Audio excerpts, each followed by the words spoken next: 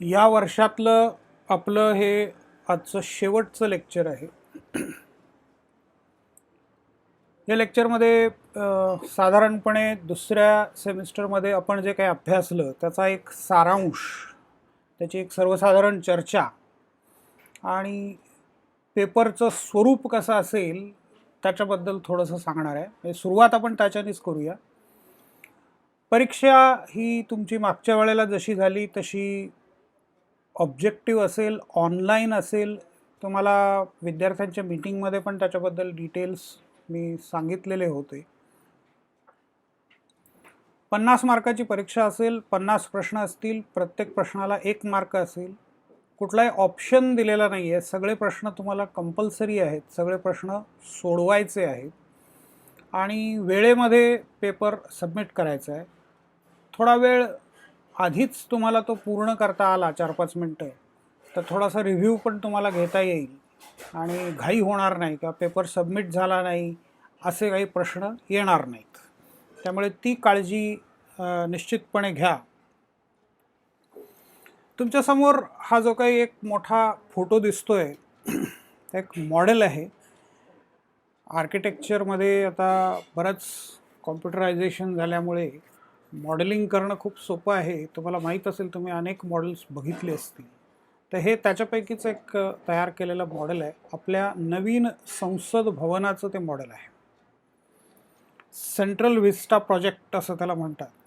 आणि आता या नव्या सरकारने जुनं जे काही संसद भवन आहे ते सोडून हे नवीन उभं करण्याचा आणि 1922पर्यंत तिथे जाण्याचा एक ठराव केला आहे म्हणा, का ठरवलं आहे. त्याप्रमाणे काम चालू आहे.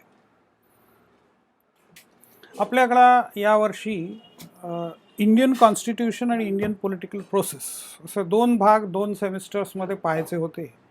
त्यापैकी आपण पहिला भाग पाहिला तर इंडियन कॉन्स्टिट्यूशनचा, आणि तो फर्स्ट सेमिस्टरला होता. सेकंड सेमिस्टरमध्ये भारतीय राजकीय प्रक्रिया आपल्याला अभ्यासायची आहे. तर भारतीय राजकीय प्रक्रिया, भारत म्हटलं किंवा भारतीय राजकीय प्रक्रिया म्हटलं की या माणसांचं नाव आठवतं, रजनी कोठारी. रजनी कोठारी म्हणजे थोडासा गोंधळ होण्याची नावावरून शक्यता आहे. रजनी हे स्त्रीचं नाव आहे असं वाटण्याची शक्यता आहे, पण हे मुद्दाम त्यासाठी मी ते फोटो त्यांचा दिलेला आहे. तर भारतीय राजकीय प्रक्रिया असा उल्लेख केल्याबरोबर पहिल्यांदा ज्यांचं नाव डोळ्यापुढे येतं ते हे आहेत प्राध्यापक रजनी कोठारी. भारतीय राजकीय प्रक्रियेचे महान अभ्यासक. 1928 ते 2015 म्हणजे जवळपास 86 वर्षांचं आयुष्य त्यांना लाभलं. त्यांचा जातीसंबंधीचा सिद्धांत बराच गाजला. पॉलिटिसायझेशन ऑफ कास्ट, जातीचे राजकीकरण, राजकारणावर जाती व्यवस्थेचा परिणाम होतो हे आपण ऐकून असतो, वाचतो, अनुभवतो. परंतु कोठारी यांच्या मते हा प्रभाव दुतर्फी आहे. जातीवरही राजकारणाचा, विशेषतः लोकशाही राजकारणाचा प्रभाव पडतो. लोकशाही राजकारणामुळे संख्येला महत्त्व येते. कोणत्याही मार्गाने जास्तीत जास्त लोक आपल्या बाजूने मतदान करतील यासाठी प्रत्येक राजकारणी प्रयत्नशील असतो, संघटन बांधण्याचा प्रयत्न करतो. जात हे तयार संघटन उपलब्ध असल्यामुळे त्याचा वापर राजकारणासाठी होणार हे नैसर्गिक आहे. पण हे झाल्यामुळे जातीव्यवस्थेचे काही भाग उद्ध्वस्त झाले. ब्राह्मणांची संख्या भारतात अगदी 3%, 3.5% साधारणपणे. त्यांच्याकडे पिढ्यानपिढ्या सत्ता होती. मध्यम मानल्या गेलेल्या जातींच्या हाती सत्ता आली, ब्राह्मणांची सत्ता गेली. ब्राह्मणांची सत्ता ज्या प्रकारे गेली त्या प्रकारे संख्येच्या आधारावर आपली सत्ता जाऊ नये म्हणून मध्यम जातींनी जातीची बंधनं तोडून युती करण्यास सुरुवात केली. उदाहरणार्थ महाराष्ट्रात काँग्रेस पक्षाने रिपब्लिकन पक्षाशी केलेली युती शरद पवार आणि रामदास आठवले. उत्तर प्रदेशातील भाजप आणि बसप यांची युती. अशा युतींमुळे काही काळानंतर जाती संस्थेचे महत्त्व कमी होत जाईल आणि केवळ राजकीय वैचारिक मतभेद कायम राहतील असे कोठारी यांना वाटत होते.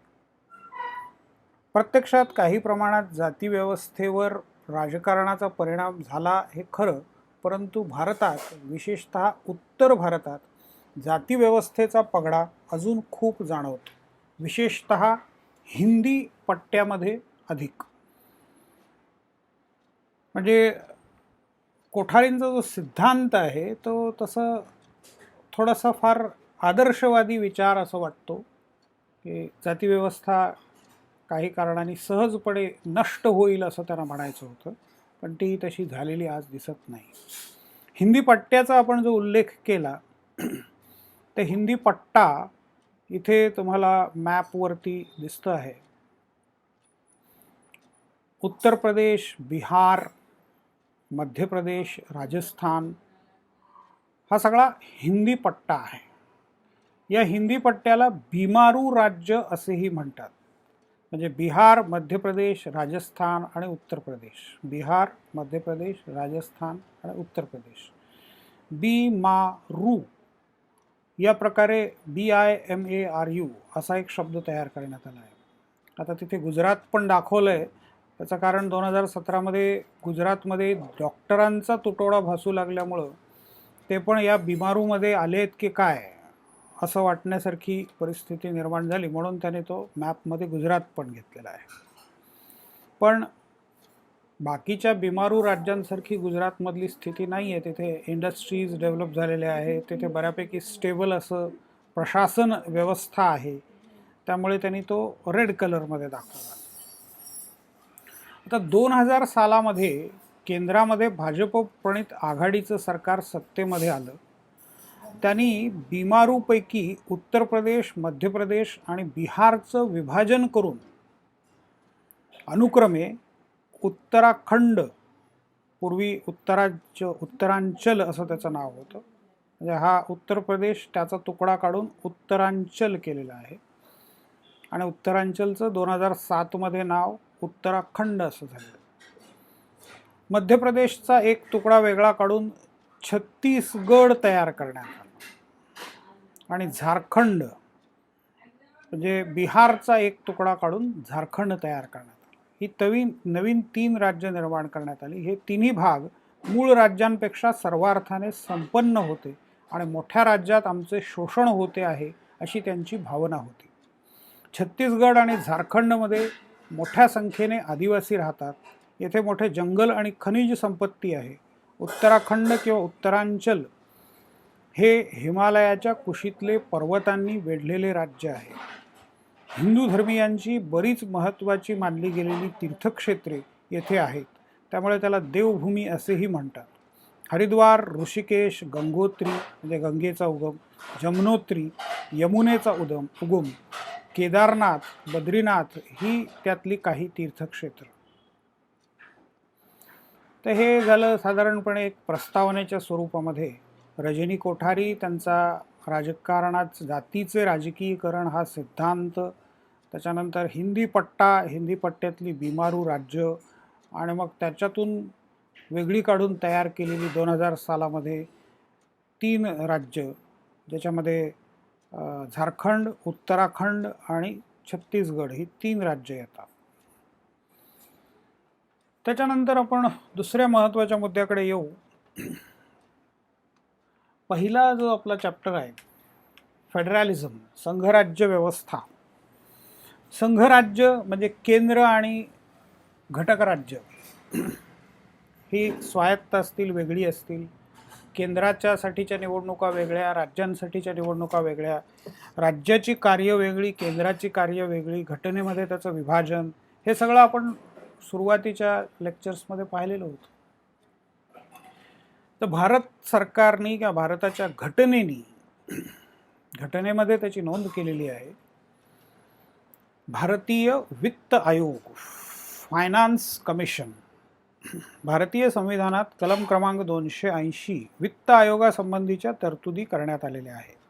राज्य आणि केंद्र सरकारच्या वित्त व्यवस्थेचा आढावा घेऊन, वित्त याचा अर्थ करांचं नियोजन, वित्त व्यवस्था म्हणजे करांच्या नियोजनाची व्यवस्था, कर कसे गोळा करायचे, कुणी गोळा करायचे, कसे वापरायचे, हे सगळं त्याला वित्तीय नियोजन असं म्हणतात किंवा वित्त व्यवस्था असं म्हणतात.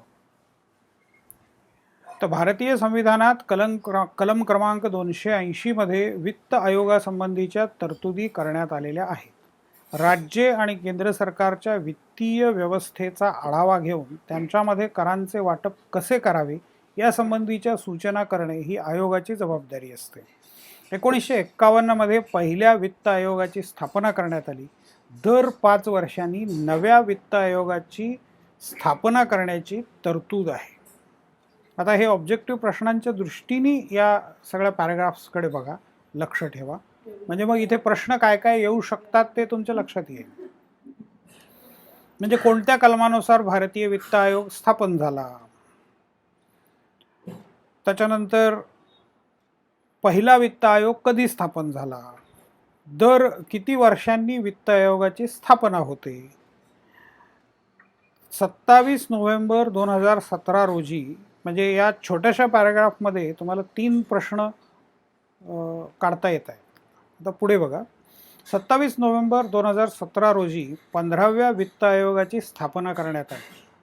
साधारणपणे त्याचवेळी 17 ऑगस्ट 2004 मध्ये नियोजन आयोग बरखास्त करून 1 जानेवारी 2015 रोजी जवळपास 65 वर्षांनी कॅबिनेट रिझोल्युशनच्या माध्यमातून नीती आयोगाची स्थापना करण्यात आली. तसेच योजनेवरील आणि योजना बाह्य खर्च, plan and non plan expenditure हा फरक काढून टाकण्यात आला आणि GST, goods and services tax लागू करण्यात आला. या सर्व बाबींमुळे केंद्र आणि राज्यातील वित्तीय संबंधात बरेच मूलभूत स्वरूपाचे बदल झाले आहेत. आता या पॅराग्राफमध्ये बघा, कितीतरी प्रश्न विचारण्यासारखे आहेत. हे 27 नोव्हेंबर 2017 म्हणजे 15व्या वित्त आयोगाची स्थापना कधी करण्यात आली. आता इथे एक लपलेला प्रश्न आहे की 15व्या वित्त आयोगाची, ज्याची स्थापना 2017 मध्ये झाली आहे, त्याची मुदत कधी संपेल. आता हे वरच्या पॅराग्राफमध्ये बघितलं तर तुमच्या लक्षात येईल की दर 5 वर्षांनी नव्या वित्त आयोगाची स्थापना करता येते. म्हणजे हे 2 वाक्य जोडून एक वेगळा प्रश्न तयार करता येईल की 15वा वित्त आयोग ज्याची स्थापना 27 नोव्हेंबर 2017 रोजी झाली, त्याची मुदत कधी संपेल. किंवा सरळ साधा प्रश्न की 15व्या वित्त आयोगाची मुदत कधी संपेल. 2022 हे त्याचं उत्तर असणार आहे. ऑप्शन्स 4 दिले, त्यातलं एक सिलेक्ट करायचं आहे तुम्हाला. किती वर्षांनी नीती आयोग स्थापन करण्यात आला. नीती आयोग घटना दुरुस्ती करून स्थापन करण्यात आला की कॅबिनेट रिझोल्युशनच्या माध्यमातून स्थापन करण्यात आला की कायदा करून स्थापन करण्यात आला. गुड्स अँड सर्व्हिसेस टॅक्स कधी लागू करण्यात आला. तर असे सगळे प्रश्न येऊ शकतात. आता हे कलम क्रमांक 280 फायनान्स कमिशनचा ज्याचा उल्लेख केला होता, the president shall within 2 years from the commencement of this constitution and thereafter at the expiration of every 5th year or at such earlier time as the president considers necessary by order constitute a finance commission which shall consist of a chairman and 4 other members to be appointed by the president. म्हणजे दर 5 वर्षांनी असं काही नियम नाही आहे. प्रेसिडेंटला वाटलं, राष्ट्रपतींना वाटलं तर त्याच्या आधीसुद्धा ते नियुक्त करू शकतात, गरज भासली तशी. तर किती मेंबर्स असतात, तर एक चेअरमन आणि 4 इतर सदस्य असतात. कोण नियुक्त करतं, राष्ट्रपती नियुक्त करतात. म्हणजे इथे छोटे छोटे छोटे प्रश्न तुम्हाला दिसत आहेत. तर हे जे पेज आहे ते बारकाईने वाचा, त्याच्या नोट्स काढा, ते समजून घ्या. कुठलीही गोष्ट पाठांतर करायला जाऊ नका. ते जर व्यवस्थित समजून घेतलं तर तुम्हाला पेपर सोडवायला अतिशय सोपं जाईल. आता याच्यानंतर पुढचा जो चॅप्टर आहे तो अतिशय इंटरेस्टिंग आहे, राजकीय पक्ष. आता राजकीय पक्ष ही लोकशाही व्यवस्थेमधील अत्यंत महत्त्वाची संस्था आहे. अमेरिकेचे पहिले राष्ट्राध्यक्ष जॉर्ज वॉशिंग्टन यांनी 19 सप्टेंबर 1796 या दिवशी दिलेल्या आपल्या निरोपाच्या भाषणात आता इथे ही लिंक आहे. इथे कर्सर तुमचा हाताचा बोटामध्ये कन्वर्ट होतो आणि इथे अंडरलाईन आहे, ती अंडरलाईनसुद्धा थोडीशी मोठी होते. तर तो मुद्दा लक्षात घ्या, ती लिंक आहे. आता हे वॉशिंग्टनचं फेअरवेल ॲड्रेस हा विकी सोर्स नावाचा प्रकार आहे. तर विकी सोर्स विकिपीडियाची एक वेबसाईट आहे वेगळी. तर त्याच्यावरती तुम्हाला बरेच सोर्स मटेरियल मूळ मटेरियल बघायला मिळेल. तर वॉशिंग्टनने दिलेलं फेअरवेल ॲड्रेस, वॉशिंग्टन हे अमेरिकेचे पहिले राष्ट्राध्यक्ष होते आणि निवृत्त होता होता त्यांनी दिलेलं भाषण आहे. ते काय म्हणतात राजकीय पक्षाबद्दल? त्यांना राजकीय पक्ष अजिबात आवडत नव्हते, नको होते त्यांना. राजकीय पक्ष लोकांमध्ये दुफळी माजवतात, सत्ता प्राप्त करण्यासाठी बिनबुडाचे मुद्दे उपस्थित करून समाजात संभ्रम निर्माण करतात. त्यामुळे लोकशाही व्यवस्थांमध्ये पक्ष निर्माण होणे अटळ असले तरी त्यांना फार वाव देता उपयोगी नाही, असे प्रतिपादन त्यांनी केले. परंतु त्यांच्या हयातीतच अमेरिकेत पक्ष निर्माण झाले आणि त्यांच्यानंतर पक्षांचे महत्त्व तिथे आणि एकूणच लोकशाही जगतात वाढत गेले. राजकीय पक्ष आणि दबाव गट या दोन वेगळ्या प्रकारच्या संस्था आहेत. दबाव गट केवळ एका व्यवसायाच्या किंवा गटाच्या हितांचे रक्षण करतात, तर राजकीय पक्ष सर्वांना बरोबर घेऊन व्यवस्था सुरळीत चालेल हे पाहतात. उदाहरणार्थ, शरद जोशी यांनी स्थापन केलेली शेतकरी संघटना आणि राजू शेट्टी यांची स्वाभिमानी शेतकरी संघटना ही दोन शेतकऱ्यांच्या दबाव गटांची उदाहरणे आहेत. भारतीय विद्यार्थी सेना, अखिल भारतीय विद्यार्थी परिषद या विद्यार्थ्यांच्या संघटना किंवा विद्यार्थ्यांचे दबाव गट आहेत. भारतात बहुतेक दबाव गट कुठल्या ना कुठल्या पक्षाशी संलग्न असतात. उदाहरणार्थ, भारतीय विद्यार्थी सेना शिवसेनेशी जोडलेली आहे, तर ABVP भाजपशी जोडलेली आहे. म्हणजे हे सगळे मुद्दे आता लक्षात घ्या. याच्यामध्ये तर बरेच प्रश्न विचारण्यासारखे आहेत. आता हे फोटो सुद्धा मला टाकता येतील. शेतकरी संघटना, स्वाभिमानी शेतकरी संघटना, नाव नीट लक्षात घ्या. तर यांचा फोटो टाकून मला विचारता येईल की हे कोण आहेत? तर हे राजू शेट्टी, हे जे आधी शरद जोशींच्या बरोबर शेतकरी संघटनेमध्ये होते आणि मग त्यांनी फुटून निघून वेगळी स्वतःची संघटना स्थापन केली आणि मग त्यांनी शेतकरी संघटना हे नाव कायम ठेवलं, कारण नावाला एक वजन असतं. कमर्शियल भाषेमध्ये त्याला ब्रँड व्हॅल्यू असं म्हणतात. म्हणजे बऱ्याच वेळेला कंपन्यांची मालकी बदलते पण ब्रँडचं नाव तेच ठेवलं जातं. म्हणजे उदाहरणार्थ लिम्का वगैरे जे काही आहे, तर लिम्का हे मला वाटतं आधी पार्ले कंपनीचं प्रॉडक्ट होतं. तर लिम्काची मालकी कोका कोलाकडे गेली, तर कोका कोलाने ते नाव बदललं नाही बराच काळ, ते तसंच ठेवलं. नवीन प्रॉडक्ट्स आणणं, नंतर ते पॉप्युलर करणं ही गोष्ट वेगळी, पण सहसा जुने जे प्रॉडक्ट्स आहेत ज्यांचं एक नाव झालेलं आहे, ज्यांच्या नावाला ब्रँड व्हॅल्यू आहे, ते परत कधी बदललं जात नाही सहसा. मग त्याचा फायदा घेण्याचा प्रयत्न नेहमी होतो. तसंच इथे झालेलं आहे की शेतकरी संघटना हे नाव त्याने ठेवलं आणि त्याच्या मागे फक्त स्वाभिमानी. मग तसं एक उदाहरण तुम्हाला भारतीय जनता पक्षाच्या निर्मितीमध्ये पण दिसतं. 1980 मध्ये भारतीय जनता पक्षाची निर्मिती झाली. त्याच्या आधीचा जो पॉप्युलर पक्ष होता त्याचं नाव होतं जनता पक्ष. तर जनता पक्षातून फुटून हे बाहेर पडले, तर दुसरं कोणतं नाव घेण्याच्या ऐवजी जनताच्या मागे त्याने भारतीय असं नाव दिलं. तसंच शरद पवारांचं तुम्हाला सांगता येईल. काँग्रेस पक्षातून ते बाहेर पडले, तर त्यांनी दुसरं कोणतं नाव देण्याच्या ऐवजी काँग्रेस हे नाव ठेवलं आणि त्याच्या मागे राष्ट्रवादी हे नाव जोडलं. हे त्याच्यामध्ये परत आणखीन एक गोष्ट पण येते की काँग्रेस ही नुसती काँग्रेस आहे, तर आम्ही खरे राष्ट्रवादी आहोत. जनता पार्टी नुसती जनता पार्टी, आम्ही भारतीय जनता पार्टी आहोत. मग हे अगदी प्राचीन काळामध्ये सुद्धा तुम्हाला उदाहरणं दिसतील. रोमन साम्राज्य, मग ज्या वेळेला ख्रिश्चन चर्चनी रोमन साम्राज्याचा ताबा घेतला त्यावेळेला त्यांनी त्याच्या मागे फक्त एक शब्द जोडला, पवित्र रोमन साम्राज्य, होली रोमन एम्पायर. तर असा हा फरक असतो किंवा नावाचं ब्रँड व्हॅल्यूचा वापर करून घेणं हे अगदी प्राचीन काळापासून तुम्हाला दिसतं. तेच राजू शेट्टींनी पण केलेलं दिसतं. शेतकरी संघटना, त्याच्याऐवजी त्यांनी फक्त मागे नाव जोडलं, स्वाभिमानी शेतकरी संघटना. आता भारतामध्ये पक्ष आले कुठून, कधीपासून सुरू झाले, तर राष्ट्रीय सभा हा भारतातला तसं पाहायला गेलं तर पहिला पक्ष म्हणावा लागेल.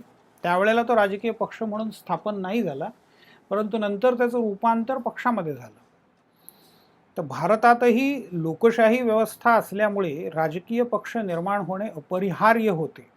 स्वातंत्र्य मिळण्याआधी 1885 साली भारतात ॲलन ऑक्टोव्हान ह्यूम यांच्यासारख्या उदारमतवादी, आता इथे लिंक काय आहे तीही आपण बघूया. तर ही खाली रेफरन्सची लिंक दिली आहे. एन्सायक्लोपीडिया ब्रिटानिकामध्ये ॲलन ऑक्टोव्हान ह्यूम संबंधामध्ये जे काही आर्टिकल आहे त्याची ही लिंक आहे. तर इंग्लिश वाचायची सुद्धा हळूहळू सवय ठेवा, की इंग्लिश मीडियमचा मी नाही आहे त्याच्यामुळे मी वाचणार नाही हे चालणार नाही. तर ॲलन ऑक्टोव्हान ह्यूम नावाचे एक ब्रिटिश अधिकारी होते. तर ते उदारमतवादी होते. उदारमतवादी याचा अर्थ काय, की पुढे जाण्याची तयारी ज्याची आहे आणि जो इतिहासात गुंतून पडत नाही आणि जो स्वातंत्र्यावर विश्वास ठेवतो, स्वतःचं स्वातंत्र्य आणि इतरांना स्वातंत्र्य मिळालं पाहिजे, समानता असली पाहिजे, न्याय असला पाहिजे, याच्यावरती जो विश्वास ठेवतो तो उदारमतवादी. ज्याला कोणावरती अन्याय जो करत नाही आणि अन्यायासंबंधाने चीड असते, अन्यायाच्या विरुद्ध झगडतो, असा तो उदारमतवादी. परंतु कुठल्याही टोकाच्या मार्गाला तो जात नाही, हिंसेच्या मार्गाला जात नाही. असा माणूस म्हणजे त्याला उदारमतवादी असं म्हणतो. तर ह्यूम साहेब हे ब्रिटिश असले तरी त्यांना भारतीयांना मोकळीक मिळाली पाहिजे, भारतीयांना त्यांचे विचार व्यक्त करता आले पाहिजेत असं वाटत होतं. आणि त्यामुळे त्यांनी पुढाकार घेऊन राष्ट्रीय सभेची स्थापना केली. आता अर्थात त्याच्यामध्ये महादेव गोविंद रानडे, गोपाळकृष्ण गोखले, दादाभाई नौरोजी, लोकमान्य टिळक हे सगळे राष्ट्रीय नेते होतेच आणि त्यापैकी बहुतेक सगळे महाराष्ट्रातले आहेत. हे आपल्यासाठी विशेष अभिमानाची गोष्ट. तर 1885 साली इंडियन नॅशनल काँग्रेस म्हणजे राष्ट्रीय सभेची स्थापना झाली. स्वातंत्र्य मिळाल्यानंतर याच संस्थेचे रूपांतर आजच्या काँग्रेस पक्षात झाले. काँग्रेसमधूनच फुटून निघून इतर पक्षांची स्थापना हा पुढचा मुद्दा आहे. आता 1906 मध्ये ब्रिटिशांच्याच कपटी धोरणानुसार डिव्हाइड अँड रूल, फोडा आणि राज्य करा, इतिहासामध्ये तुम्ही वाचलं असेल. तर 1906 मध्ये ब्रिटिशांच्या कपटी धोरणानुसार मुस्लिम लीगची स्थापना झाली.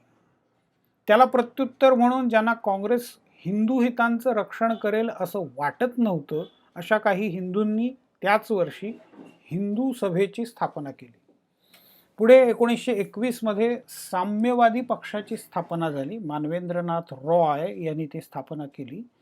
त्याच दशकात काँग्रेस पक्षातर्फे काँग्रेस समाजवादी पक्षाची स्थापना झाली. पक्षांतर्गत गट होता, वेगळा पक्ष नव्हता. तर काँग्रेस सोशलिस्ट पार्टी अशा गटाची स्थापना झाली. यामध्ये जवाहरलाल नेहरू, राम मनोहर लोहिया, जयप्रकाश नारायण, सुभाषचंद्र बोस यासारखे दिग्गज नेते सामील झाले होते. स्वातंत्र्य प्राप्तीनंतर विचार प्रणालीच्या फरकामुळे सरदार वल्लभभाई पटेल यांनी केलेल्या आवाहनामुळे या गटाने म्हणजेच काँग्रेस सोशलिस्ट पक्षाने वेगळ्या समाजवादी पक्षाची स्थापना केली. म्हणजे काँग्रेसमधून फुटून बाहेर आलेलेच आहेत. मुस्लिम लीगची स्थापना तशीच आहे, हिंदू सभेची स्थापना तशीच आहे आणि आता समाजवाद्यांची पण स्थापना तशीच आहे. हे सगळे लीडर्स आधी काँग्रेसमध्ये होते आणि त्यानंतर ते काँग्रेसमधून बाहेर पडले. 1925 साली नागपुरात डॉक्टर हेडगेवार यांनी राष्ट्रीय स्वयंसेवक संघ, आता इथे पुन्हा लिंक आहे, तर राष्ट्रीय स्वयंसेवक संघाची वेबसाईट आहे आणि त्याच्यावरती बरंच मटेरियल आहे. क्रोनॉलॉजी आहे 2011 पासूनचे सगळे ऐतिहासिक इव्हेंट्स आहेत. आर्काइव्हजमध्ये तुम्हाला आणखीन काही दिसेल. तर ही साईट पहा. मी कुठल्याही पक्षाचं समर्थन करत नाही किंवा कुठल्याही पक्षावरती टीकाही करत नाही आहे. मला फक्त पॉलिटिकल सायन्सच्या दृष्टिकोनातून जेवढा उल्लेख करायचा तेवढा आपण करत राहतो. तर 1925 साली नागपुरात डॉक्टर हेडगेवार, डॉक्टर म्हणजे हे मेडिकल डॉक्टर होते, राष्ट्रीय स्वयंसेवक संघ या सांस्कृतिक संघटनेची स्थापना केली. राजकीय नाही हे लक्षात घ्या. म्हणजे ब्रिटिशांची वक्रदृष्टी पडू नये म्हणून हा शब्द तिथे वापरलेला आहे, सांस्कृतिक संघटना. स्वातंत्र्यानंतर संघ परिवाराच्या बांधणीला वेग आला. संघटनेचे राजकीय अंग म्हणून जनसंघ या पक्षाची श्यामाप्रसाद मुखर्जी यांच्या नेतृत्वाखाली स्थापना करण्यात आली. 1975 ते 77 या काळात भारतात राष्ट्रीय आणीबाणी लागू करण्यात आली होती. आणीबाणी मागे घेतल्यानंतर 1977 मध्ये लोकसभेच्या निवडणुका घोषित करण्यात आल्या.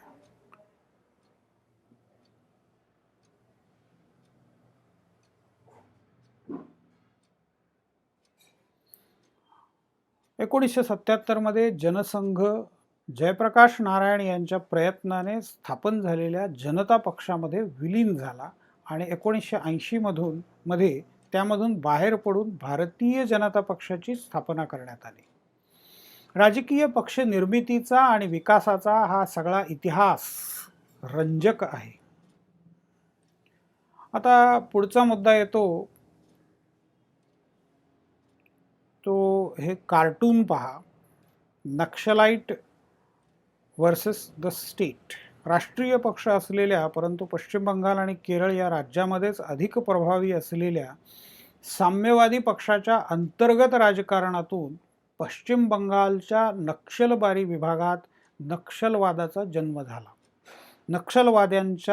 नक्षलवाद्यांचा लोकशाही तत्वांवर आणि व्यवस्थेवर विश्वास नाही, ते हिंसेचा पुरस्कार करतात. आता हे नक्षलवादी कसे निर्माण झाले, तर ते पण एका पक्षातूनच बाहेर आले आहेत. कम्युनिस्ट पक्ष 1964 मध्ये त्याच्यातून फुटून चारू मुजुमदार हे नेते त्यांनी नक्षलवादी गटाची स्थापना केली. म्हणजे CPI-ML असं त्यांनी नाव दिलं होतं त्याला. तर CPI-ML हे जे काही आहे त्यालाच नक्षलवादी असं म्हणतात, कारण पश्चिम बंगालचा जो नक्षलबारी म्हणून विभाग आहे तिथे या चळवळीला सुरुवात झाली, तर त्या विभागावरून ते नाव पडलेलं आहे. बुद्धिबळाचा पट दाखवला. एका बाजूला सरकार आहे, एका बाजूला नक्षलवादी आहेत आणि तुम्ही कोणतीही खेळी करा, आमच्याकडे त्याला उत्तर म्हणून बॉम्ब्स तयार आहेत. हे साधं गणित आहे त्याच्यामध्ये. आणि मग त्याचा परिणाम काय होणार आहे की तुमचे जे एक प्यादे आहेत ते इथे असे मरून पडणार आहे. हे अतिशय बोलकं आणि सूचक असं चित्र आहे. म्हणजे तुम्ही कोणतीही खेळी खेळा, आम्ही त्याला उत्तर देणार ते बॉम्बनी आणि बंदुकी आणि गोळ्यांनी देणार. दुसरं आमच्याकडे उत्तर नाही आहे. तर भारतामध्ये आज एकूण किती राष्ट्रीय पक्ष आहेत असा एक प्रश्न विचारला जाऊ शकतो. बरेच जण उत्तर त्याचं 7 देतील, पण हा 8वा पक्ष अलीकडेच स्थापन झालेला आहे हे लक्षात ठेवा. नॅशनल पार्टीज ऑफ इंडिया हे 8 आहेत. तर भारतीय जनता पक्ष त्याच्यामध्ये आहे. त्याच्यानंतर म्हणजे इंडियन नॅशनल काँग्रेस म्हणजे सोनिया गांधी आणि राहुल गांधी, बहुजन समाज पक्ष Mayawati, nationalist Congress party Sharad Pawar, communist party of India आणि communist party of India Marxist. पश्चिम बंगालमध्ये जे प्रभावी आहेत ते communist party of India Marxist. त्याच्यानंतर पश्चिम बंगालमधलीच आणखीन एक party all India Trinamool Congress.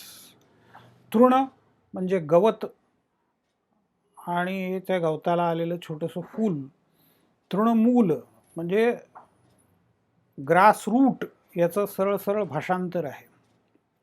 Grassroot याचा अर्थ आम्ही जमिनीवर आहोत, आमचे पाय जमिनीवर आहेत, आमचा संबंध सर्वसामान्य माणसाशी आहे हे दाखवण्याचा तो प्रयत्न आहे. National people's party one voice one north east असं इथे तुम्हाला दिसतंय. तर P.A. संगमा हे जे आपले पूर्वीचे लोकसभेचे अध्यक्ष होते आणि सुरुवातीला त्यांनी राष्ट्रवादी काँग्रेस स्थापन केली, शरद पवारांबरोबर ते काम करत होते, त्याच्या आधी ते अर्थातच काँग्रेसमध्ये होते, पण तिथे न्याय मिळत नाही म्हणून त्यांनी राष्ट्रवादी काँग्रेसमध्ये प्रवेश केला आणि मग त्याच्यानंतर त्यांनी स्वतःची पार्टी, आज त्यांचा मुलगा कॉनराड संगमा, ते आता मेघालयाचे मुख्यमंत्री पण आहेत, तर त्यांनी नॅशनल पीपल्स पार्टी स्थापन केली. इलेक्शन कमिशनचे जे काही नियम आहेत त्याच्याप्रमाणे सर्व गोष्टी पूर्ण केल्यामुळे नॅशनल पीपल्स पार्टीला 2019च्या सप्टेंबरमध्ये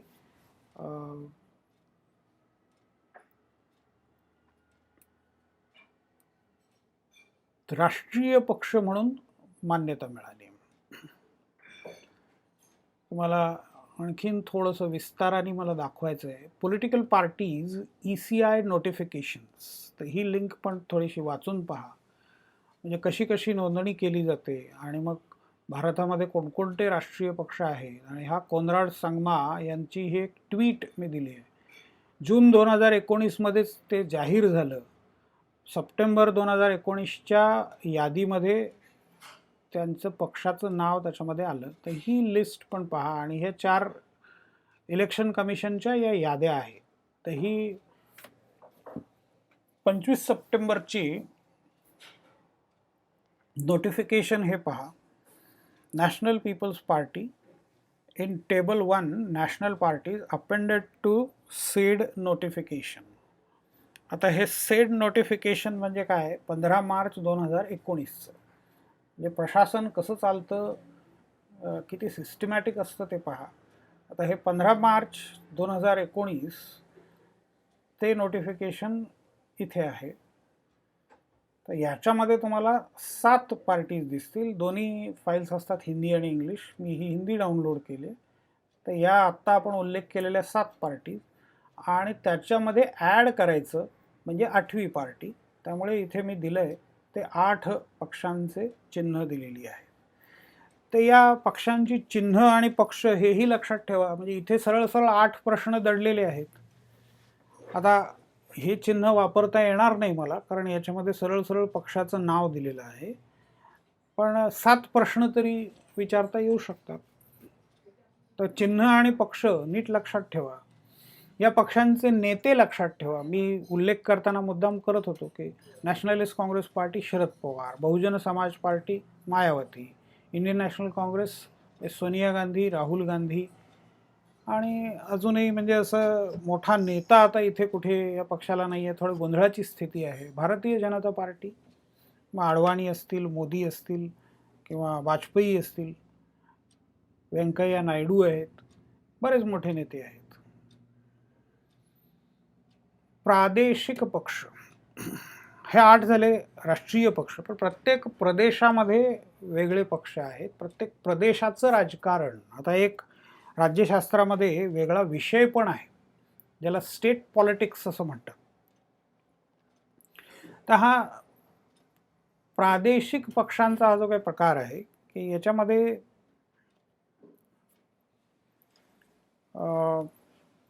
महाराष्ट्रामध्ये वेगळे पक्ष, बिहारमध्ये वेगळे पक्ष, बंगालमध्ये वेगळे पक्ष, कारण भाषा वेगळी आहे. तर प्रत्येक राज्यात प्रादेशिक पक्षांचा उदय झालेला आहे आणि सध्या प्रादेशिक पक्षांचं युग आहे असं म्हटलं जातं.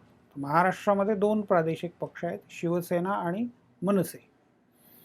आता ही लोकजनशक्ती पार्टी बिहारमध्ये रामविलास पासवान हे त्याचे लीडर होते. पंजाबमध्ये अकाली दल. आता पंजाबची निर्मिती कधी झाली ते पहा, 1966 मध्ये झाली. मग पंजाबचं वेगळं राजकारण. मग जर्नेल सिंग भिंद्रनवाले नावाचे ग्रस्त आहे की ज्यांनी अतिरेकी किंवा दहशतवादी राजकारण केलं. तर या भिंद्रनवालेंना संपवण्यासाठी मग 1984 मध्ये अमृतसरमध्ये सुवर्ण मंदिरामध्ये ऑपरेशन ब्लू स्टार ही कारवाई करावी लागलेली होती.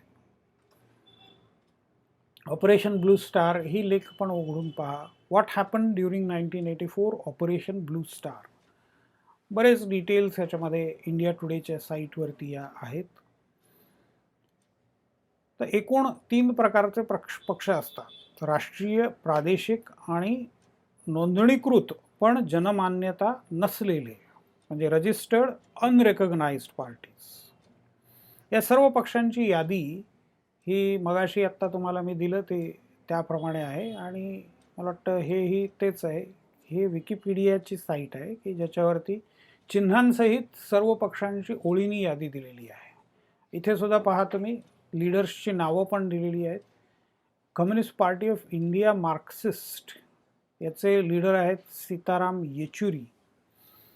आणि कम्युनिस्ट पार्टी ऑफ इंडिया याचे लीडर आहेत डी राजा.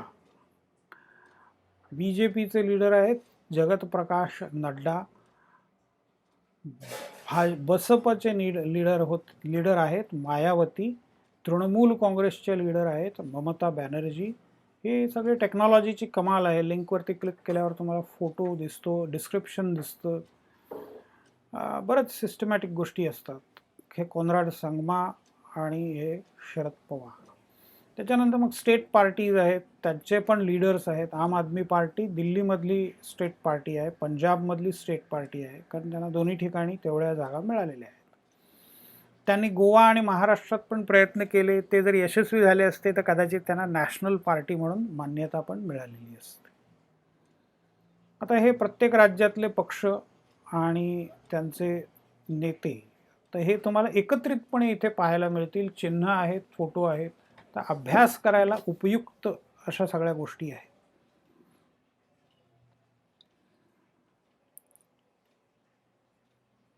हे पुन्हा कोनराड संगमा.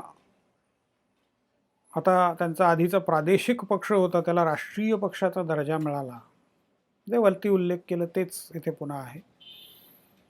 हे दार्जिलिंगमध्ये म्हणजे पश्चिम बंगालमध्ये Gorkha national liberation front GNLF संघटनेचं पुन्हा नंतर पक्षामध्ये रूपांतर झालं आणि मग तो आता तिथे सत्तेमध्ये पण आहे. आता यांना बरीच वर्ष होऊन गेली, हे वारले. याच्यानंतर नेतृत्व दुसऱ्या नेत्यांच्याकडे गेलेलं आहे. मिझोराममध्ये लाल डेंगांची सत्ता होती. लाल डेंगांनी चळवळ बरीच वर्ष चालवली. काही वर्ष त्यांना परदेशात राहावं लागलं. 1927 ते 90 हा त्यांचा आयुष्याचा पट आहे. आणि त्याच्या आधी ते मिझोरामचे मुख्यमंत्री पण झालेले होते. मिझो नॅशनल फ्रंट अशी त्यांची संघटना होती. All India forward bloc Subhashchandra बोसांनी स्थापन केलेला आता पश्चिम बंगालमध्ये प्रादेशिक पक्ष आहे हा. आणि हे काही संदर्भ दिलेले आहेत. श्यामाप्रसाद मुखर्जी यांच्या जीवनावरचा माहितीपट आहे. आलन ऑक्टोव्हान ह्यूमचं आपण पाहिलं. स्वयंसेवक संघाविषयीचा एक लेख आहे तो अर्थात भाजपच्या नेत्या असलेल्या प्रीती गांधी यांनी लिहिलेला, 2014 मध्ये लिहिलेला. तर त्याच्यामध्ये राष्ट्रीय स्वयंसेवक संघाला त्यांनी बिगर सरकारी संघटना असं म्हटलेलं आहे, NGO. तुम्ही वाचून पहा सगळ्या गोष्टी.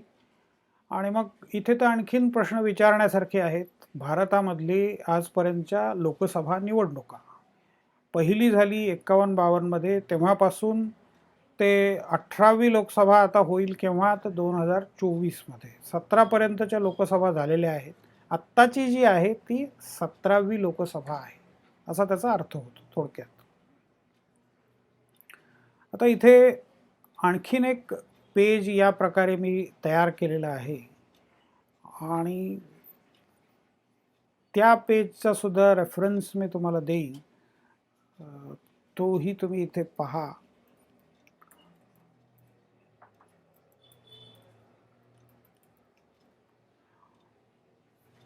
ही दोन पेजेस जर तुम्ही पाहिली व्यवस्थित तर तुम्हाला परीक्षेला फारशी अडचण येणार नाही. याच्यामध्ये बऱ्याच गोष्टी मी घेतलेल्या आहेत. दहशतवाद म्हणजे काय, आता इथे ऑडिओ क्लिप पण दिलेली आहे.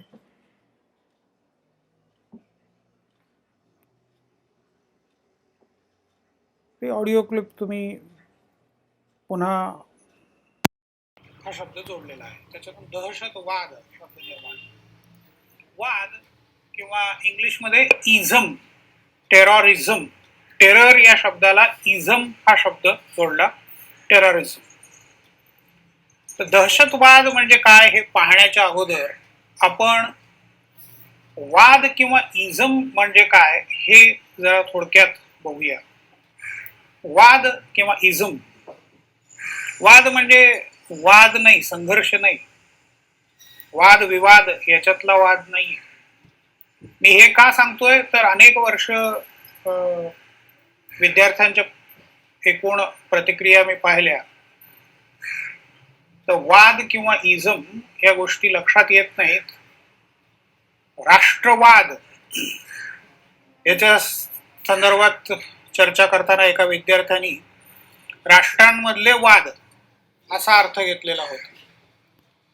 संधी समास हे सगळं केव्हा तरी कुठेतरी शाळेत तुम्ही शिकलेला आहात, पण ते आता विसरून जाता, म्हणून थोडंसं प्रस्तावना करणं मला गरजेचं वाटतं. तर वाद म्हणजे इथे कोणत्या अर्थाने आहे तर विचार प्रणाली, गांधीवाद, हिंदुत्ववाद, मार्क्सवाद, समाजवाद, साम्यवाद ह्या काय आहेत तर जगण्याची एक पद्धत किंवा जगण्याची दिशा दाखवणाऱ्या त्या सगळ्या विचार प्रणाली आहे. तुम्ही कोणता वाद फॉलो करता. तुम्ही गांधीवादी असाल मग तुमचं आयुष्य एका विशिष्ट प्रकारे मोल्ड होईल. तुम्ही स्त्रीवादी असाल तुमचं आयुष्य आणखीन एखाद्या विशिष्ट प्रकारे मोल्ड होईल. मार्क्सवादी तुम्ही असाल, आता अगदी उदाहरणार्थ पाहायचं झालं तर जो खादी वापरतो, जो गांधी टोपी घालतो, एक शबनम बॅग बरोबर घेतो आणि ज्याची राहणी साधी सरळ आहे, गांधीवादी. आता गांधीवादी विचार त्याचे आहेत की नाही तो वेगळा भाग आहे, गांधींसारखे विचार आहेत की नाही तो वेगळा भाग. परंतु मार्क्सवादी, मग एक चित्र साधारणपणे समोर उभं राहतं तुमच्या. नक्षलवादी, माओवादी. नक्षलवादी म्हटल्यानंतर कोणी कवी गायक तुमच्या डोळ्यापुढे येत नाही. एक बंदूक हातात घेतलेला आणि असा डोळ्यामध्ये अंगार असलेला कोणीतरी व्यक्ती. तर मला वाटतं तुम्हाला वाद म्हणजे काय, इझम म्हणजे काय, या सगळ्याच जिथे जिथे वाद शब्दाने एंड होतोय त्याचं भाषांतर होताना सहसा इझम लागतो की नाही ते पहा. नक्षलिझम, टेररिझम, हिंदुइझम, गांधीझम. तर इझम आणि वाद हे नीट संकल्पना लक्षात घ्या. तर दहशतवाद हा असाच अनेक या वादांपैकी एक वाद आहे, म्हणजेच एक विचार प्रणाली आहे, एक जीवन पद्धती आहे. अशा ऑडिओ क्लिप्स मी या लेखामध्ये बऱ्याच टाकलेल्या आहेत. आता दुसरी ऑडिओ क्लिप पुढची आहे ती दहशतवादाचा मार्ग स्वीकारण्याची कारणं. आता मी ही आत्ता इथे लावत नाही आहे, तुम्ही शांतपणे वाचू शकता. तर हे पेज असं ऑडिओ क्लिपच्या साहाय्याने वाचत जा, एक एक क्लिप ऐकत ऐकत पुढे जा, म्हणजे तुम्हाला सर्व विषय कळेल. आता इथे मी कसाबचं उदाहरण दिलं आहे, ते जवळजवळ 7 मिनिटाचं क्लिप आहे त्याला. तर कसाब कोण होता, त्यांनी भुरटा चोर होता, तिथपासून तो एवढा दहशतवादी झाला आणि इतक्या लोकांना त्यांनी मारलं. तर ते कमीत कमी खर्चात निरंतर युद्ध चालवण्याचा सोपा मार्ग म्हणजे दहशतवाद, म्हणजे सरकार पुरस्कृत किंवा स्टेट स्पॉन्सर्ड टेररिझम असं त्याला म्हणतात. आता त्याच संदर्भामध्ये हे 2 कन्सेप्ट्स आहेत, ब्रेन वॉशिंग आणि लोन वुल्फ टेररिझम. त्याचा पण उल्लेख मी इथे केला की ब्रेन वॉशिंग करणं म्हणजे एखाद्याला एखादी गोष्ट त्याच्या डोक्यात शिरवणं, हर प्रकारे प्रयत्न करून त्याचं मन वळवणं आणि त्याला वेगळा विचार करायला भाग पाडणं. ब्रेन वॉशिंग याचा अर्थ पाण्याने धुवायचं असा नाही होत. ब्रेन वॉशिंग याचा अर्थ तुमचं मन तुमच्या अगदी संमतीने, जबरदस्तीने नाही, तर तुम्हाला वेगवेगळ्या प्रकारे समजावून सांगून तुमच्यावरती ते सतत बिंबवून वेगळा विचार तुम्हाला करायला भाग पाडणं, हिंसा करायला भाग पाडणं, हत्या घडवून आणायला भाग पाडणं, आणि मग त्याचं तुम्हाला काही वाटतही नाही इतकं तुमचं मन तयार करणं. तुम्ही 100 लोकांना मारलं तरी त्याच्यानंतर शांतपणे आपल्या आपल्या खोलीत जाऊन जेवण करू शकता, शांत झोप तुम्हाला येऊ शकेल. हे कधी शक्य आहे? जेव्हा तुमचं ब्रेन वॉशिंग त्या प्रकारे झालेलं असेल, की तुमच्या मनात इतकं भरवलेलं आहे की ही जी काही कम्युनिटी आहे, हे जे काही माणसं आहेत, मग कधी ते गोरे असतील, कधी ते काळे असतील, कधी हिंदू असतील, कधी मुसलमान असतील, कधी शीख असतील, कधी अमेरिकन्स असतील, कधी ब्रिटिश असतील, कधी इंडियन्स असतील, तर तुमच्या डोक्यामध्ये इतकं ते भरवून द्यायचं की या विशिष्ट कम्युनिटीनी, कधी स्त्रिया असतील, कधी म्हातारी माणसं असतील, तर या विशिष्ट कम्युनिटीनी आपल्यावर इतका अन्याय केलेला आहे की त्यांना संपवण्याशिवाय दुसरा पर्याय नाही आहे. आणि त्याशिवाय आपले जी हकनाक मेलेली माणसं आहेत त्यांच्या आत्म्याला शांतता मिळणार नाही. आता हे इतकं तुमच्या मनावरती बिंबवायचं की तुम्ही 100 जणांची हत्या केली तरी तुम्हाला काही वाटत नाही, तुम्ही हसत राहता आणि घरामध्ये परत येऊन शांतपणे झोपू शकता. त्याला म्हणायचं brain washing. Lone wolf terrorism, त्याचा पण उल्लेख इथे मी केलेला आहे. हे संघटना बांधणं, मग संघटनेची एकमेकांशी कनेक्शन्स असणं, पैसा पुरवला जाणं, शस्त्रास्त्र पुरवणं, प्रशिक्षण देणं, हे सगळं आता इतिहास जमा झाल्यासारखं आहे. म्हणजे हे अजून काही प्रमाणात चालतं, पण आता एक नवीन प्रकार पुढे आलेला आहे. संघटना आहेत, संघटनेच्या मार्फत काम चालतं, पण एक नवीन प्रकार, आणि तो आणखीन स्वस्त प्रकार आहे. इंटरनेटचा वापर करायचा, म्हणजे इंटरनेट हे खुलं माध्यम आहे आणि तिथे पेजेस टाकायची, आत्ता जसं मी इथे टाकले तसं, किंवा ऑडिओ क्लिप्स टाकायच्या, व्हिडिओ क्लिप्स टाकायच्या. मग त्या तुम्ही कोणीही बघू शकतं आणि मग ज्यांच्यावरती परिणाम होतो तो जास्त इंटरेस्ट घ्यायला लागतो, मग तो कम्युनिकेट करतो, मग त्याला तसंच कम्युनिकेट करत राहायचं, त्याला आणखीन जास्तीत जास्त मटेरियल पुरवायचं. ईमेलच्या साहाय्याने किंवा लिंक्सच्या साहाय्याने ते पोचवणं लोकांपर्यंत अतिशय सोपं झालेलं आहे. आणि मग त्याला तयार करायचं आणि त्याला सांगायचं की तू काय कॉन्ट्रीब्युशन देणार आहे तू दे, तुझ्या पद्धतीने तुला काय करायचं ते कर, त्याचे काही प्रश्न असतील तर त्या अडचणी सोडवल्या जातात. मग इथे एक बातमीमध्ये द शूटर नावाची ही जी काही स्टोरी आहे त्याच्यामध्ये या माणसाचं कथा दिलेली आहे सगळी. अमेरिकेमध्ये हा गार्ड होता, तर याने अशीच भाषणं ऐकली, त्यानंतर काही बंदुका खरेदी केल्या आणि एका नाईट क्लबमध्ये जाऊन गोळीबार केला. पुष्कळ माणसं त्याच्यामध्ये मारली गेली. त्याच्यानंतर मग सुरक्षा रक्षकांशी झालेल्या संघर्षामध्ये तो पण मारला गेला. आणि मग नंतर जेव्हा त्याचा शोध घेतला गेला त्यावेळेला त्याच्या बायकोनी सांगितलं की गेले 6 महिने हा असा विचित्र वागत होता, माझ्याशी बोलायचंही नाही फारसा, आणि बोलला तर भांडायचा. मग त्याचे कॉम्प्युटर्स वगैरे तपासले, त्यावेळेला हे लिंक्स मिळाल्या आणि त्यावेळेला ती कन्सेप्ट लक्षात आली की टेररिझम आता या प्रकारे काम करतं, की संघटना वगैरे काही नाही, एक व्यक्ती असेल, त्या व्यक्तीवरून मग पुढे धागेदोरे काही मिळणं अशक्यच आहे. आता याचा कॉम्प्युटर हातात लागला आणि मग त्याच्यातून काही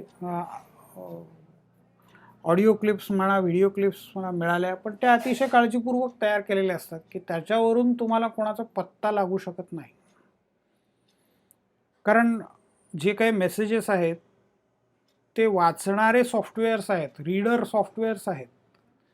त्यामुळे माणसाचा आवाज घेण्याची गरज पण राहिलेली नाही आहे. व्हिडिओज कुठले आहेत ते ओळखता आलं तरी ते कुणी टाकलेत हे ओळखणं फार कठीण जातं. त्याच्यामुळे व्हिडिओ आणि ऑडिओ मिळूनसुद्धा फार काही शिल्लक राहत नाही. तर लोन वुल्फ याच्याबद्दलची ही 10 मिनिटाची क्लिप आहे, ती पण वाचा. दहशतवादी घटनांचं वर्णन करणारी आपल्याकडे एक हुसेन झैदी नावाचे पत्रकार आहेत. तर यांनी लिहिलेले ही ब्लॅक फ्रायडे नावाचं पुस्तक आहे बॉम्बे ब्लास्ट्सवरती. त्याच्यावरतीच ही फिल्म पण तयार झाली होती. ही फिल्म पण पहा तुम्ही.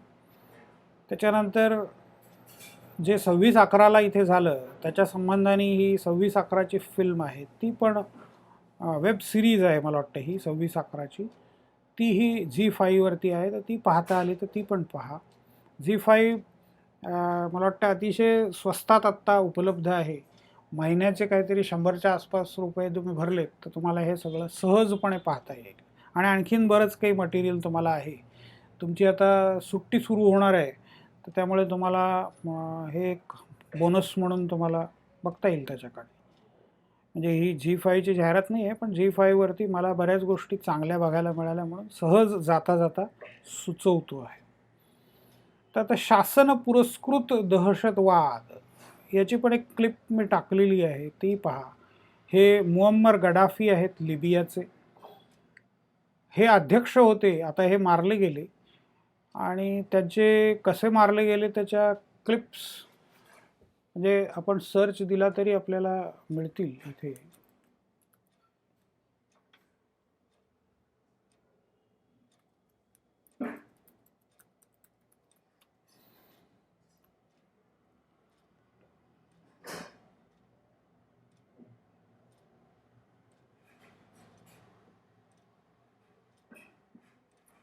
Gaddafi being beaten before death.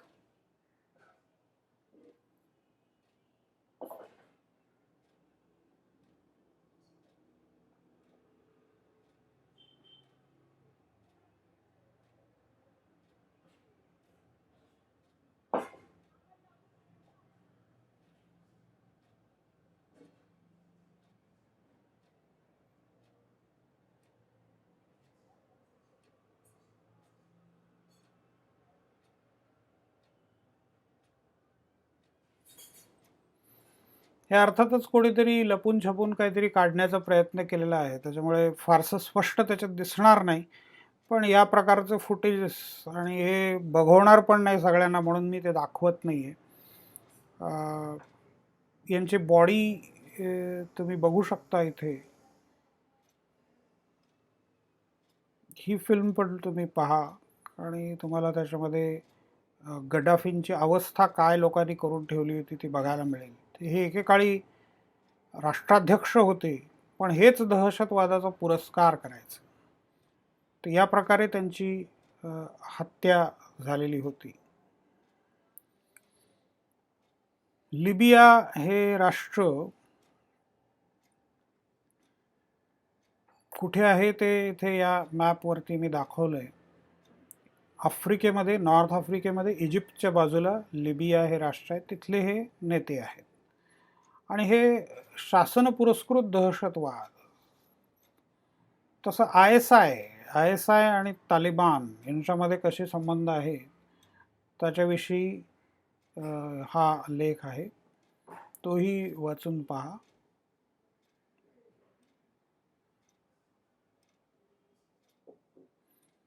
राज्य पुरस्कृत दहशतवाद याच्या संबंधी सुद्धा एक ऑडिओ क्लिप मी दिलेली आहे. त्याच्यानंतर इस्रायल अरब संघर्ष आणि दहशतवाद, इथे ऑडिओ क्लिप पुन्हा आहे, मी रिपीट नाही करत. म्युनिक मॅसेकर ही फिल्म जरूर पहा. अरब वर्ल्ड कशाला म्हणतात ते या मॅपमध्ये बघा. तुम्ही स्वतंत्रपणे बघू शकता मॅप. त्यानंतर मोसाद या इस्रायलच्या संघटनेविषयीची ही फिल्म आहे, ती पण जरूर पहा. ही तर अतिशय मनोरंजक अशी कथा म्हणता येईल, असं सुद्धा त्या दृष्टीने सुद्धा बघता येईल. एंटिबे रेस्क्यू मिशन. एंटिबे हे युगांडामधलं शहर आहे आणि तिथे काही ज्यूंना पकडून ठेवलेलं होतं. इदी अमीन नावाचा त्यांचा प्रमुख होता. तर इस्रायलच्या वायुसेनेनी आणि काही कमांडोजनी एका रात्रीतून इस्रायलवरून, आता इस्रायल कुठे आहे आणि युगांडा कुठे आहे हे पुन्हा इथे मॅपमध्ये दाखवलं आहे. हे इस्रायल आणि हे युगांडा. तर इथून विमान रात्रीतून इथे आलं. एंटिबे नावाचं हे शहर आहे. तर इथून नागरिकांची सुटका केली. म्हणजे काही अर्थात सुरक्षा रक्षकांना त्यांना मारावं लागलं असेल, युद्ध झालं असेल, खडाजंगी झाली असेल आणि तिथून पुन्हा ते परत आले इस्रायलमध्ये. इदी अमीननं दुसऱ्या दिवशी कळलं. म्हणजे ही मोसादची कार्यपद्धती आहे किंवा इस्रायलची कार्यपद्धती आहे. आता हे यासर अराफत आहेत, आयुष्यभर ज्याने पॅलेस्टाईनच्या मुक्तीसाठी प्रयत्न केला. पॅलेस्टाईन लिबरेशन ऑर्गनायझेशन, इस्रायल विरुद्ध लढले आणि शेवटी त्यांचा मृत्यू झाला. परंतु पॅलेस्टाईन अजूनही मुक्त झालेलं नाही आहे. तर हे दहशतवादी त्यांचं एक प्रकारचं अर्थकारण असतं आणि ते सगळं अंमली पदार्थांच्या व्यापाराशी जोडलेलं आहे. हे अफूची झाडं आहेत. अफगाणिस्तानमध्ये मोठ्या प्रमाणावरती अफूची शेती केली जाते. हे तुम्हाला दिसत आहेत अफगाणी. याच्याविषयीची पण एक ऑडिओ क्लिप आहे इथे. हा दक्षिण अमेरिकेमधला कोलंबिया नावाचा देश आहे. कोलंबिया कुठे आहे तर मॅपवरती मी तुम्हाला दाखवतो. हा कोलंबिया आहे. हा युनायटेड स्टेट्स ऑफ अमेरिका आणि हा कोलंबिया.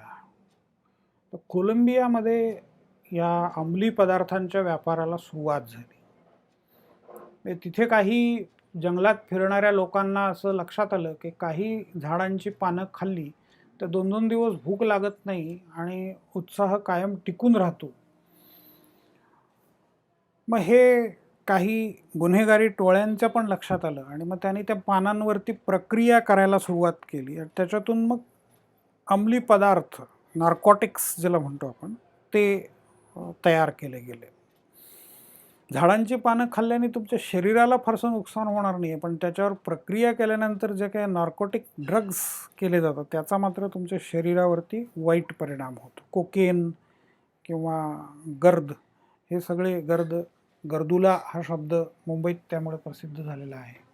तर या सगळ्या अंमली पदार्थांच्या व्यापाराविषयी याच्यामध्ये फिल्ममध्ये तुम्हाला बघायला मिळेल.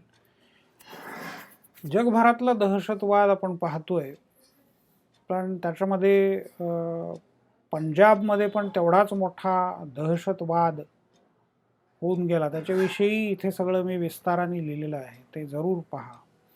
पंजाब हा प्रांत भारत आणि पाकिस्तान, आता हा पाकिस्तानात गेलेला तुकडा आहे आणि हा भारतातला तुकडा आहे. पंजाब प्रांत इथे तुम्हाला दिसेल की एवढा मोठा होता. हा अखंड भारत आहे, त्याचं चित्र आहे. ब्रिटिश साम्राज्यातला अखंड भारत, अगदी म्यानमार इथपर्यंत खाली जिथे चित्र दिसतं हे अंदमान निकोबारचे आयलंड्स आहेत आणि हे म्यानमारचं टोक आहे.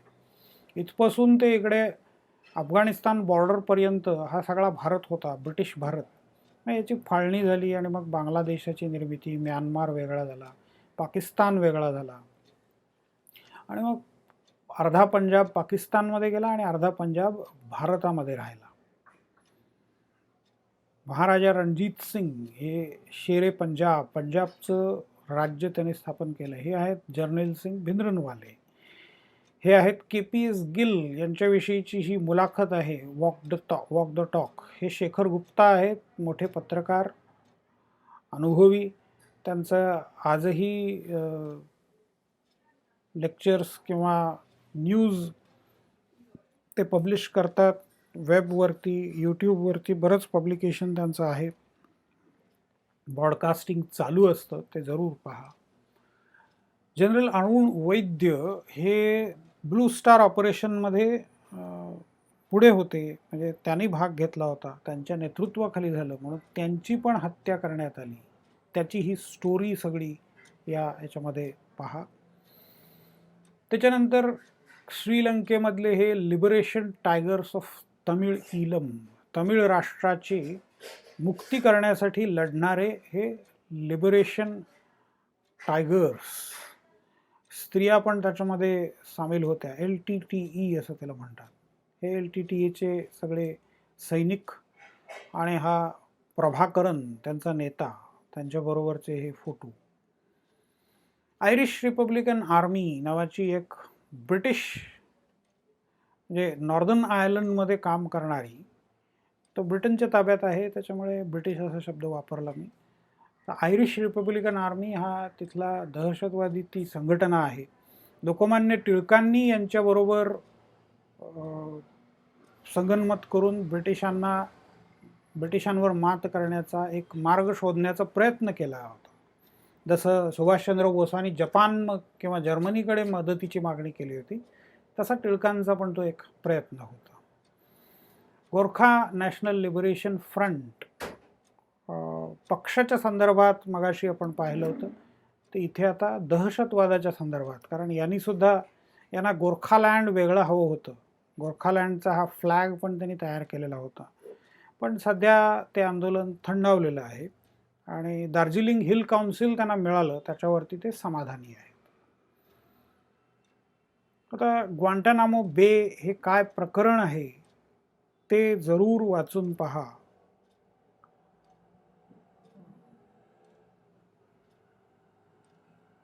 हा मला वाटतं व्हिडिओ आहे इनसाइड ग्वांटानामो बे. क्युबामध्ये एक दहशतवादी ठेवण्यासाठी क्युबाचं एक आयलंड भाड्याने घेऊन अमेरिकेने तिथे एक दहशतवाद्यांसाठीचा कॅम्प केलेला आहे. जगभरातले पकडलेले दहशतवादी इथे नेऊन ठेवायचे आणि मग तिथे पत्रकार येऊ शकत नाहीत, बाहेरचं जग फारसं काही पाहू शकत नाही, चर्चा होत नाही, आणि मग तिथे त्यांची चौकशी करायची आणि त्याला 3rd डिग्री ज्याला आपण म्हणतो भारतीय भाषेत बोलायचं झालं तर, म्हणजे फिजिकल हरॅसमेंट करून त्यांच्याकडनं माहिती घ्यायची. काश्मीरमधील दहशतवाद हा आणखीन एक मोठा विषय आहे. त्यानंतर चीनमधला उईघर दहशतवादी याच्याविषयी पण मी इथे लिहिलेलं आहे. या उईघरविषयी ही रेडिओवरची जे काही चर्चा आहे ती पण ऐका. इंग्लिशमध्ये आहे अर्थातच, 6-7 मिनिटाची आहे. उत्तर कोरियाविषयी बरंच तुम्ही वाचलेलं असेल. त्याच्यानंतर हा केमिकल अली इराकमधला, केमिकल अलीला मारलं गेलं, म्हणजे अर्थात फासावर लटकवलं गेलं. यांनी इराकच्या उत्तरेकडे जो कुर्दिस्तान नावाचा भाग आहे,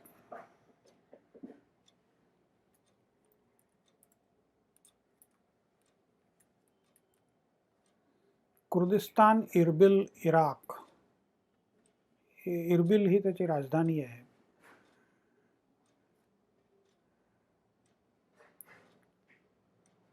इरबिल शहर आणि त्याच्या अवतीभोवतीचा भाग.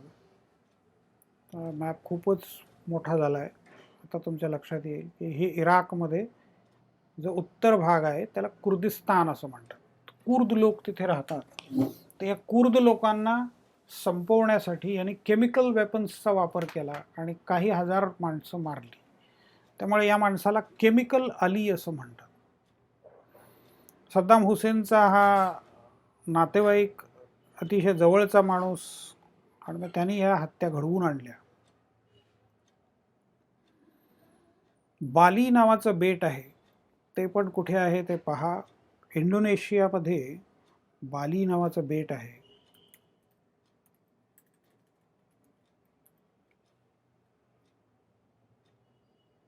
या प्रकारे मॅपचा वापर करायला तुम्ही शिका. हे इंडोनेशियामधलं बाली बेट. आता इंडोनेशिया नेमका कुठे आहे तो मॅप शॉर्ट केल्यावर तुमच्या लक्षात येईल. इंडोनेशिया हा बेटांचा देश आहे. हा इंडोनेशिया आहे, पसरलेला देश आहे, एवढा मोठा, इथून इथपर्यंत पसरलेला देश आहे. हा वरती मलेशिया आहे, पण इथपासून हा सगळा इंडोनेशिया आहे. इंडोनेशियामधलं हे एक बेट आहे. इकडे खाली ऑस्ट्रेलिया आहे आणि इथे भारत आणि श्रीलंका. म्हणजे साधारणपणे स्थान तुमचं बालीचं लक्षात येईल. पु ल देशपांडे जे मराठी लेखक, विनोदी लेखक, ते या बाली बेटावरती गेलेले होते आणि मग तिथे त्यांना रामायणाचे प्रयोग वगैरे पाहायला मिळाले. तर बाली बेटासंबंधी व्हिडिओज पण बरेच उपलब्ध आहेत, ते जरूर पहा. तिथे पण दहशतवादी हल्ला झालेला होता, बाली बॉम्बिंग्स. त्याच्यामध्ये ब्रिटिश माणसं बरीचशी मारली गेली आणि त्याच्यामुळे त्यांचं स्मारक हे लंडनमध्ये या प्रकारे करण्यात आलं आहे. या स्मारकावरती ही सगळी ब्रिटिश सिटिझन्सची नावं आहेत. 202 असं लिहिलेलं आहे. 202 innocent people killed by an act of terrorism in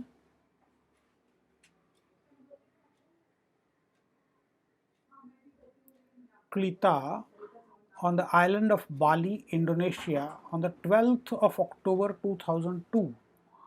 2002 मध्ये बाली बेटामध्ये ऑक्टोबर महिन्यामध्ये 12 तारखेला झालेल्या हल्ल्यांसंबंधीचं हे स्मारक आहे. फ्रान्समधील हल्ले याच्या संबंधीची सुद्धा ही इन्फॉर्मेशन व्हिडिओ आहे न्यूयॉर्क टाइम्सचा, तो जरूर पहा पूर्ण.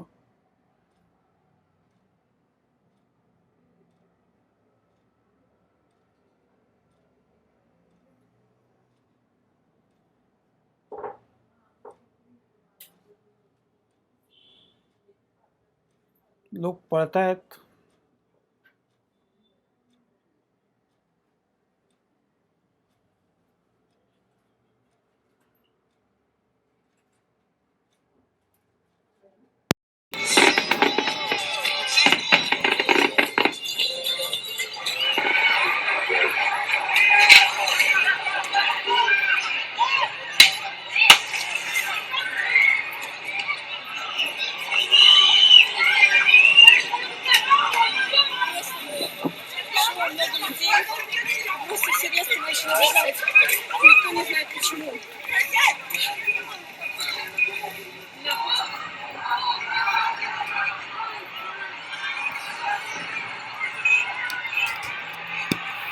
एक ट्रक गर्दीमध्ये घुसला आणि लोकांचे जीव घेतले. एवढ्या मोठ्या अंतरावरती तो ट्रक पुढे गेला आणि जेवढे लोक मारता येतील तेवढे मारण्याचा प्रयत्न त्याने केला. ही फिल्म पण तुम्ही जरूर पहा. नंतर तो ट्रक अडवला गेला.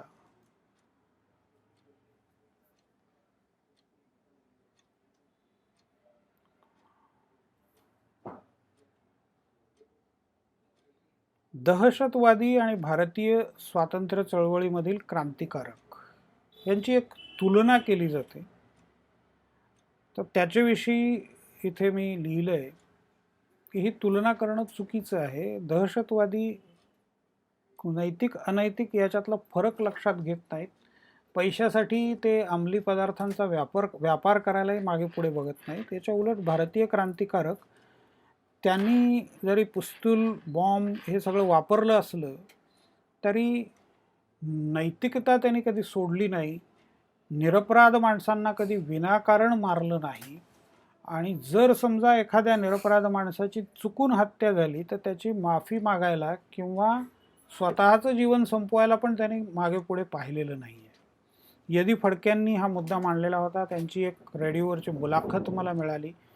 संदर्भ थोडे वेगळे आहेत तरी पण ती मुलाखत ऐकून पहा. आयसिस दहशतवाद म्हटल्यानंतर आयसिसचा उल्लेख करणं भाग आहे. आयसिस विषयी इथे मी लिहिलेलं आहे. आयसिसनी कशा प्रकारे दहशत माजवलेली होती त्याची ही काही बोलकी चित्र आहेत, काही व्हिडिओज आहेत. आणि हे आहेत बोको हराम. नायजेरियामध्ये एवढ्या सगळ्या मुलींना यांनी पळवून नेलं. नंतर त्यांचे फोटो टाकले पण आजपर्यंत त्या सगळ्या मुली सापडू शकलेल्या नाही आहेत. त्याच्यापैकी बऱ्याच जणांना त्यांनी स्वतःहून सोडून दिलं. बऱ्याच जणांशी लग्न केली आणि त्यांचे तसे फोटो पण नंतर टाकले. पण एकही दहशतवाद्याला ताब्यात घेता आलेलं नाही आहे या केसमधल्या. तर बोको हरामविषयी पण मी एक लिंक दिलेली आहे, तीही जरूर पहा. ब्लड डायमंड्स, आफ्रिकेमध्ये आफ्रिकन दहशतवाद जो आहे तिथे अंमली पदार्थांपेक्षा डायमंड्स, हिऱ्यांच्या व्यापाराच्या मदतीने दहशतवाद विकसित होतो. हिऱ्यांचा व्यापार केला जातो किंवा हिऱ्यांच्या माध्यमातून पैशाची देवाणघेवाण केली जाते, त्यामुळे त्याला ब्लड डायमंड्स असं म्हटलं. रवांडामधला हिंसाचार ही एक स्टोरी आहे, ती जरूर पहा. त्याच्यानंतर रशियन पद्धतीने दहशतवादाचा सामना, आणि शेवटी हा इथे लेख जो दिलेला आहे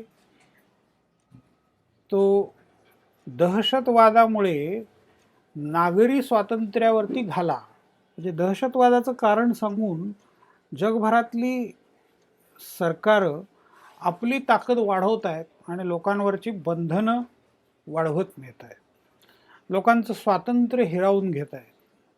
तर हा स्वातंत्र्यावरचा घाला आणि ते एक निरंतर चालणारं युद्ध आहे, त्याच्या संबंधीचं हे आर्टिकल आहे. हे आहेत डॅनियल पर्ल यांच्याविषयी विकिपीडियामध्ये आर्टिकल आहे, त्याच्यात सगळे डिटेल्स आहेत. त्यांच्याविषयीची एक फिल्मसुद्धा यूट्यूबवरती तुम्हाला पाहायला मिळेल. हे पत्रकार होते आणि त्यांनी दहशतवादी कॅम्पमध्ये जाऊन माहिती मिळवण्याचा प्रयत्न केला. दहशतवाद्यांनी त्यांना पकडलं, त्यांची हत्या घडवून आणली आणि मग अमेरिकेने त्याचा निषेध केला. तर हे सगळं त्यांची दुर्दैवी अशी स्टोरी आहे. आणि शेवट मी इथे केला आहे तो या फ्रेडरिक फोर्सिथ, पेंग्विनचं हे त्यांचं पेज आहे, ते लोड होतं आहे. तर त्यांच्या कादंबऱ्या आणि कितीतरी लिखाण त्यांनी केलं आहे, हेही जरूर पहा. तर फ्रेडरिक फोर्सिथची द किल लिस्ट ह्या आत्ताच्या लोन वुल्फ टेररिझम मी जे काही म्हटलं त्याच्यावरती हे आहे. आउटसायडर हे त्यांचं स्वतःचं चरित्र आहे. आणि अफगाण म्हणजे तालिबानचा दहशतवाद याच्याविषयी आहे. बाकीची पुस्तकं अशीच सगळी सत्यकथांवर बऱ्यापैकी अवलंबून आधारित असलेली. द डे ऑफ द जकाल हे त्यांचं सगळ्यात प्रसिद्ध असलेलं पुस्तक होतं, सगळ्यात गाजलेलं आणि पहिलं पुस्तक. Most celebrated thrillers ever written, हे पण जरूर वाचून पहा. ती त्यांची स्वतःची मुलाखत आहे, 80 वर्षाच्या पुढे आता आहेत ते, या 2 मुलाखती आणि ही त्यांची काही पुस्तकं. तर हे सगळं रिवाईज करा आणि परीक्षेमध्ये तुम्हाला अतिशय सहज गतीने, सहज पद्धतीने मार्क मिळवता येतील. सर्वांना परीक्षेसाठी शुभेच्छा. धन्यवाद.